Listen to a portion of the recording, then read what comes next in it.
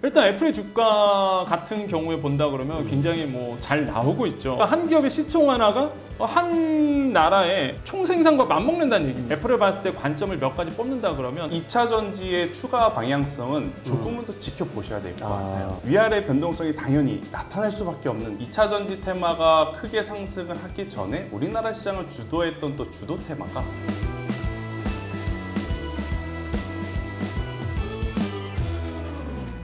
2분기 실적 시즌이 본격화하면서 경기 부양 신호와 2분기 실적이 시장 판세를 좌우할 주요 요인으로 꼽히고 있습니다. 보통 7월은 투자 심리가 호조를 보이면서 서머 랠리를 펼쳐왔는데요. 올 7월에도 뭐 예외는 아니었죠.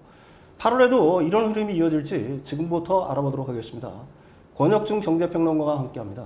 안녕하세요. 네, 안녕하십니까.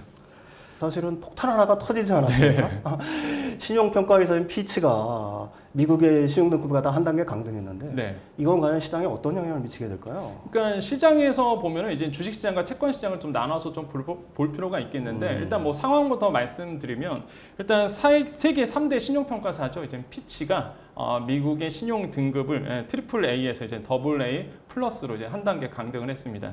그러니까 사실 이게 더블 A 플러스는 채무 불이행이 낮다. 뭐 안전하지만 일단은 가장 강력한 트리플 A에서 한 단계 낮춘 거거든요. 사실 과거에도 있었습니다. S&P가 이미 2011년도에 그때 이제 부채 상환 위기를 반영하면서 이미 그 당시 이제 트리플 A에서 이제 더블 A 플러스로 낮춘 경험이 있거든요. 무디스만 지금 딱 남아 있어요. 트리플 A로. 일단 상황 자체는 과거 사례를 본다 그러면 한 단계 등급을 낮춘 이후에 주식시장이 거의 15% 빠졌던 부분이 있습니다. 그래서 그런 경험도 가지고 있다고 보시면 되겠고요. 그러니까 이유를 봤더니 이제 세 가지 이유를 좀 뽑을 수 있어요. 왜 강등을 했느냐? 향후 3년간 예상되는 이제는 재정이 악화될 것이다라고 이제 뽑았고요. 두 번째로는 일반 정부 부채가 높은 증가세다. 지금 현재 보니까 지난해가 GDP 대비 이제 부채가 3.7% 차지하고 있는데 올해가 한 6.3% 급격하게 증가되고 있거든요. 그러다 보니까 이제는 신용등급을 낮췄던 이유로 이제 뽑고 있고요. 그 다음에는 사실 우리가 이제 그 실적 시즌에서 가장 이제 눈여겨봐야 될 종목 하나가 있죠. 네. 바로 이제 애플이 실적을 발표하는데요.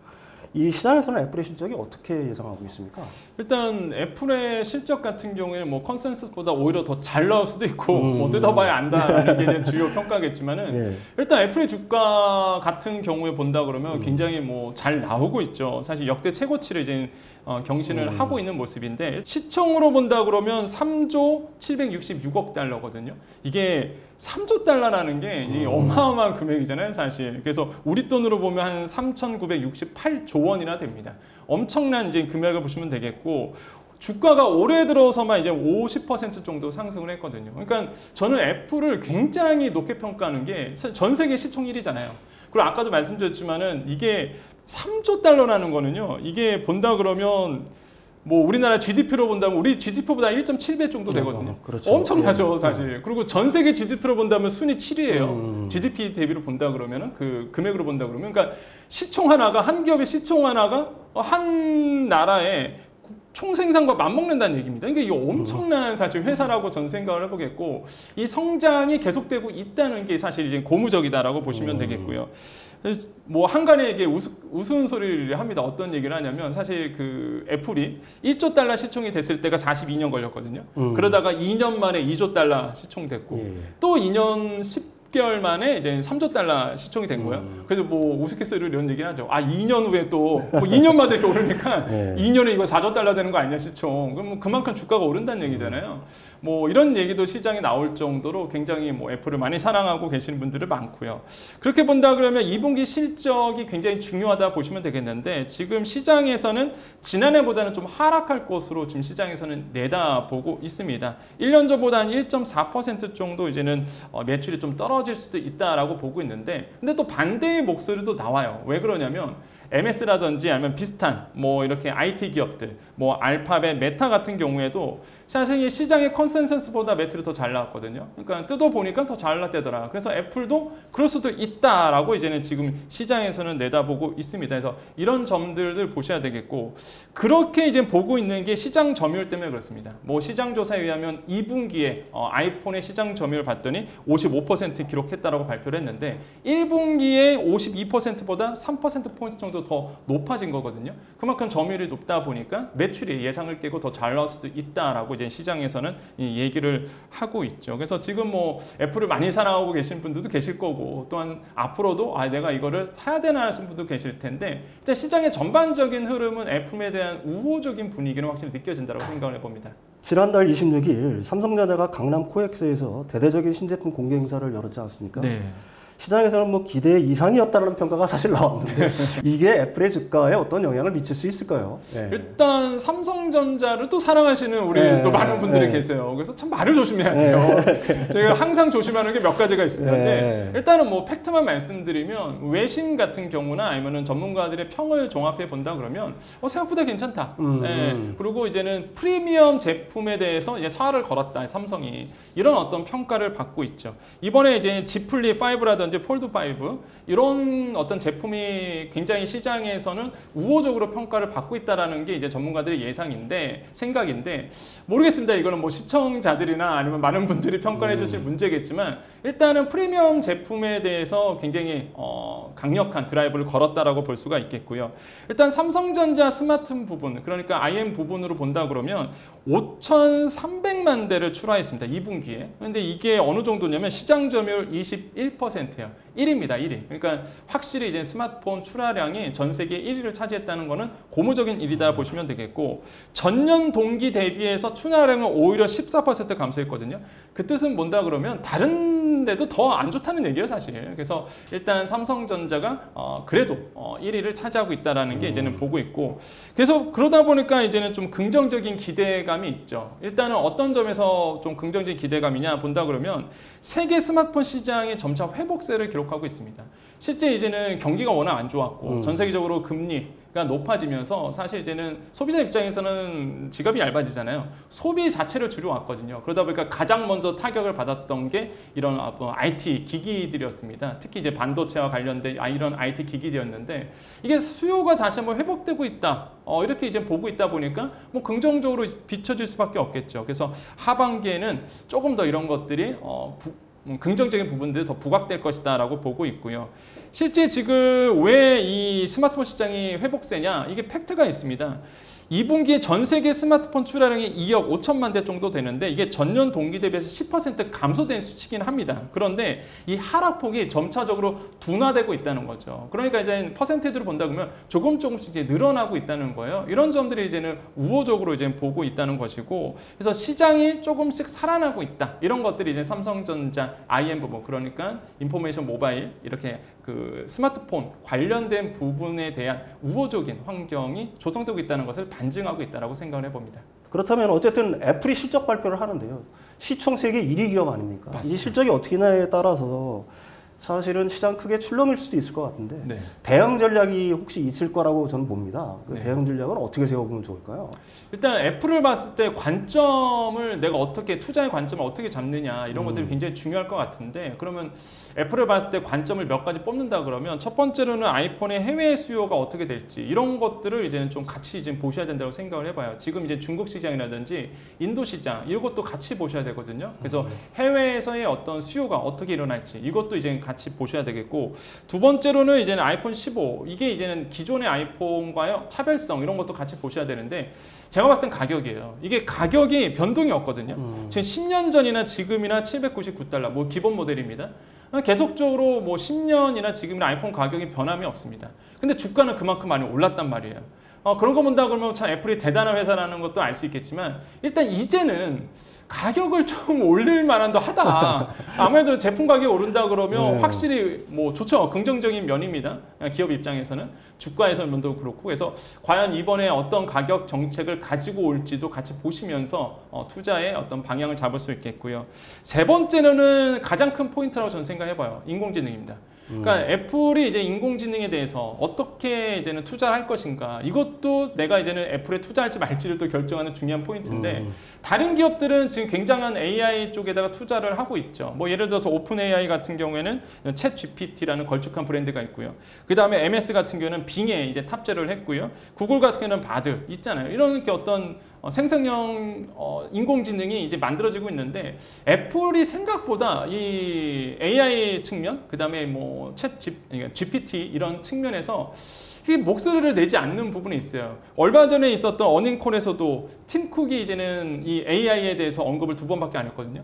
그러니까 애플이 어떤 전략으로 이제는 AI에 투자할 것인가, 이런 부분들이 뭐 저뿐만 아니라 뭐 외신들도 마찬가지고 많은 그 애널리스트들이 관심을 갖고 있는 분야기도 합니다. 그래서 미국에 있는 뭐 애널리스트 같은 경우는 인터뷰에서 이런 얘기를 했더라고요. CNBC에서 인터뷰를 하는데, 이 애플이 이 주가가 정당화되기 위해서 지금 밸류에이션이 높다라고 평가를 했나 봐요. 그래서 지금 기업 가치보다 주가가 높다. 그러면 그것을 반증하기, 그거를 뒷받침하기 위해서는 애플이 이제는 AI 쪽에다 어떻게 투자할지를 보여줘야 된다. 그리고 과감하게 투자를 해야 된다라는 목소리를 냈는데, 저는 그 말에 이제 동감을 하고 있습니다. 그래서 애플이 과연 AI 쪽에 어떤 투자를 할지. 실제 애플 주가가 올랐던 이유가 이미 아시겠지만, 시장에 뭐 AI에 투자를 한다, GPT, 뭐 애플 GTP 나온다, 이런 얘기 때문에 사실 또 강한 매수세가 붙기도 했었거든요. 그래서 이런 점들을 이제 같이 보셔야 되겠다고 말씀을 드립니다.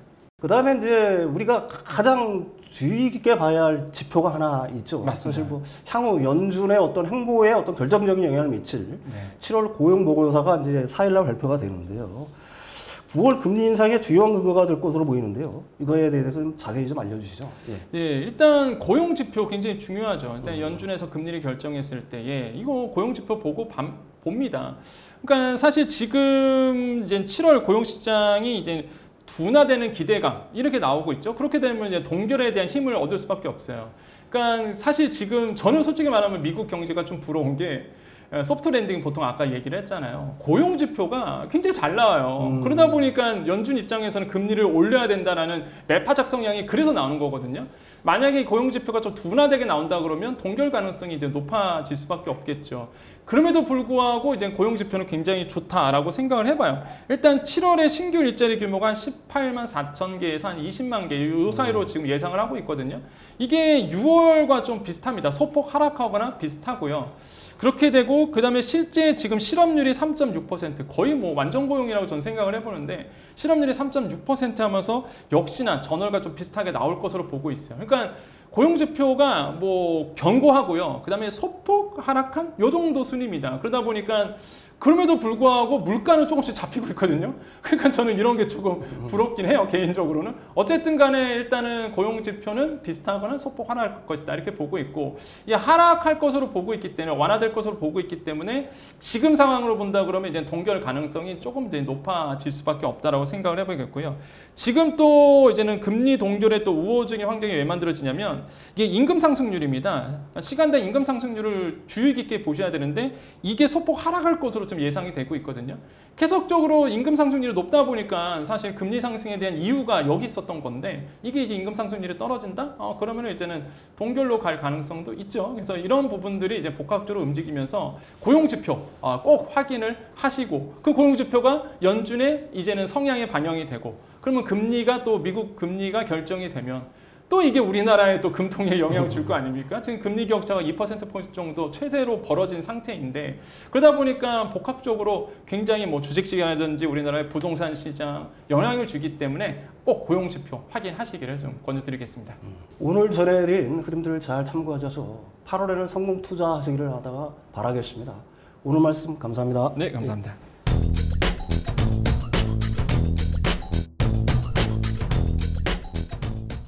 8월의 2차 전지주는 어떤 모습일까요? 급등락을 보이며 시장 참가자들의 가슴을 철렁하게 했던 2차 전지주. 앞으로의 주가 향방과 대응 전략 어떻게 세워보면 좋을지 지금부터 살펴보겠습니다. 2차 전지로 대표되는 주식들이 급락을 보이다 다시 상승하면서 그쵸. 시장의 이목을 집중시키고 있는데요. 네. 현재 흐름 어떻게 흘러가고 있고 그 배경은 어디에 있다고 보시는지요? 예. 일단 2차 전지의 추가 방향성은 조금은 더 지켜보셔야 될 것 같아요. 왜냐하면 8월 11일 날 예. 우리가 지금 계속해서 기다리고 있는 에코프로 그룹주의 MSCI 지수 편입일이 있거든요. 그렇기 때문에 그 전후로 이제 수급 변동성이 굉장히 크게 나타날 가능성이 높아서 그 이벤트가 마무리된 이후에 한번 2차 전지는 한번 우리가 보는 것이 어떨까라는 의견 한번 드려보도록 하겠고요. 일단은 2주 전, 3주 전으로 한번 돌아가 볼게요. 사실 이제 그때 가면 에코프로, 포스코 그룹주, 그리고 이제 LS 그룹주들 아마 모든 투자자들이 열에 7명, 8명까지는 매수 일변도에 이제 투심이 더 강했었거든요. 근데 지난주 목요일이었죠. 그러니까 변동성이 처음으로 나타난 이후에는 이제부터는 투자자의 심리가 매수 쪽으로 기울었다라기보다는 매수자 혹은 매도자가 굉장히 팽팽하게 지금 분위기가 형성이 돼 있다 보니까 위아래 변동성이 당연히 나타날 수밖에 없는 그러한 상황이라고 좀 보시면 될 것 같고요. 길게 보시는 분들에게는 당연히 가격이 좀 내려왔을 때 새롭게 이제 사실 수 있는 저는 기회다라고 봐요. 왜냐하면 이 변동성이라는 것 자체가 기업의 기술력에 문제가 있거나 어떠한 생산성에 문제가 있었던 것이 아니라 단순히 수급적으로 나타난 현상이기 때문에 저는 변동성을 오히려 길게 보신 분들에게는 좀 기회, 그리고 짧게 보신 분들에게도 트레이딩을 할 수 있는 그러한 구간으로 보시는 게 지금은 맞지 않을까라는 의견을 한번 드려보도록 하겠습니다. 그렇군요. 2차 전지로 대표되는 에코프로와 포스코홀딩스, 네. 뭐 장기적인 관점에서 제가 여쭙는 겁니까? 네. 상승 여력이 아직도 있다고 보시는 겁니까? 일단 두 기업을 바라보는 시각차는 거의 다 비슷할 것 같습니다. 그런데 이제 둘 중에 누가 더 낫냐? 이 질문이 최근에 가장 민감한 질문이기도 하고 이제 두 기업이 얼마까지 갈 것 같냐 라는 질문이 또 두 번째로 민감한 질문인 것 같은데 저는 두 기업 모두 일단 성장하는 산업이기 때문에 지금보다 훨씬 더 좋은 퍼포먼스를 내보인다라고 하면 실제로 숫자가 찍히고 있는 구간이기에 저는 오히려 더 올라갈 수 있는 폭 자체는 있다. 그런데 에코프로보다는 포스코홀딩스가 조금은 더 유리하지 않을까 이런 이야기를 한번 드리고 싶어요. 왜냐하면 포스코홀딩스는 아직은 재무제표 실적 기준으로는 철강 기업이다라고 좀 볼 수밖에 없어요. 그러니까 철강 쪽에 이제 이 매출 비중이 높기 때문에. 하지만 이제 올해 4분기부터 이 2차 전지 쪽으로 이제 매출이 실제로 찍히게 된다라고 하면 에코프로도 숫자가 찍히면서 지금 엄청난 폭발적인 인기와 상승을 좀 구가하지 않았습니까? 그렇게 이제 포스코홀딩스 같은 경우에는 충분히 더 올라갈 수 있는 폭이 더 많지 않을까라는 생각이 들고 있고 지금 PBR 자체가 1도 안 돼요. 그런 상황이기 때문에 저는 포스코홀딩스가 조금은 더 올라갈 수 있는 폭 자체가 많이 열려있지 않을까라는 의견을 한번 드리도록 하겠습니다. 아, 그렇군요. 지금 그 밖에 뭐 인공지능 관련주가 상승하는 모습을 보여주고 있는데요. 네. 이에 대한 배경과 대응 전략 어떻게 세워보면 좋을까요? 사실은 인공지능이 이번 주, 지난주만 관심을 받았던 게 아닙니다. 그러니까 1분기, 그러니까 상반기에 2차 전지 테마가 크게 상승을 하기 전에 우리나라 시장을 주도했던 또 주도 테마가 인공지능과 AI, 또 로봇 테마가 아니었나라는 생각이 들어요. 2차 전지와 반도체의 수급이 좀 쏠리면서 그들 섹터가 약 2달에서 3달 정도의 이제 기간 조정이 좀 나왔었거든요. 근데 그리고 나서 이제 2차 전지도 반도체도 어느 정도 이제 많이 오르다 보니까 많은 투자자분들이 이제는 변화의 좀 모습을 기대를 했던 것 같아요. 특히나 이제 인공지능 같은 경우에는 우리가 기대감만 가지고 있었다가 지금 미국도 그렇고 우리나라 기업들도 그렇고 기대감을 충족시킬 수 있는 기술력들을 지금 선보이고 있다 보니 이쪽으로의 관심세도 지금 폭발적으로 터져 나오고 있다 이렇게 좀 볼 수가 있을 것 같은데요. 지금 서학개미, 그러니까 이 글로벌 투자를 하시는 분들의 가장 많은 또 투자자분들이 AI ETF를 지금 굉장히 선호를 하고 있다라는 것이 ETF 상승률로 지금 나타나고 있다라고 좀 보시면 될 것 같고요. 이제 글로벌 대기업이라고 할 수 있는 이제 MS도 그렇고 또 아이온큐라고 하는 기업도 있고 애플도 있고 이 AI 쪽으로의 이제 이 본격적인 드라이브를 걸어주는 그러한 모습들이 좀 나타나고 있습니다. 그래서 그들이 간다면 우리나라도 따라가야 한다라는 입장에서 그리고 이제 기술력을 가지고 있다라는 입장에서 충분히 관심 있게 보셔야 되지 않을까라는 의견 드리겠습니다. 그렇군요. 또 하나가 있죠. 8월에 네. 주목할 만한 섹터가 또 하나가 있는데 바로 이제 말씀하셨다시피 로봇 관련주가 아니겠습니까? 네. 이에 대해서는 어떻게 평가하세요? 사실 이제 로봇 산업이 네. 우리나라에서 지금보다 훨씬 더 좋은 모습을 보이기 위해서는 규제 완화가 일단 첫 번째로 좀 필요합니다. 이제 그런데 이제 최근에 이 규제 완화에 대한 뉘앙스들이 계속 이제 흘러나오고 있다 보니 여기에 이제 성장성이라고 하는 이 플러스 요인을 얹어서 주가가 올라가고 있다라고 좀 보시면 될 것 같은데 일단 올해 1분기에 로봇주들은 로봇 산업만 한다고 하면 다 올라갔었어요. 그런데 이번에 상승에서는 조금은 차별화된 모습이 좀 나타나고 있습니다. 대표적으로 이제 대장주라고 할 수 있는 기업 T-로보틱스, 그리고 레인보우 로보틱스, 그리고 SPG 같은 경우에는 일단 산업용 로봇 쪽 혹은 협동 로봇 쪽에 조금 더 포커스를 맞추고 있는 기업인데 이들이 지금 시세에 기준이 되고 있어요. 그러니까 대장주가 되고 있다라고 좀 볼 수가 있을 것 같은데요. 이들이 왜 올라가느냐 이것을 좀 체크를 해보면 우리나라도 그렇고 미국도 그렇고 지금 가장 많이 하는 게 뭐냐면 공장을 짓고 있습니다. 우리나라는 뭐 용인 반도체 클러스터로 인해서 네네네.